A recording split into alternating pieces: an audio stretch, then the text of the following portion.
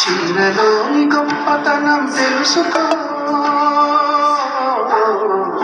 ఈ చీర కట్టి ఆడతనం పెంచుకో. సింగారమనే దారంతో చేసింది చీర, ఆనందమనే రంగులని అద్దింది చీర, మమకారమనే మక్కంపై వేసింది చీర. చీరలోని గొప్పతనం తెలుసుకో.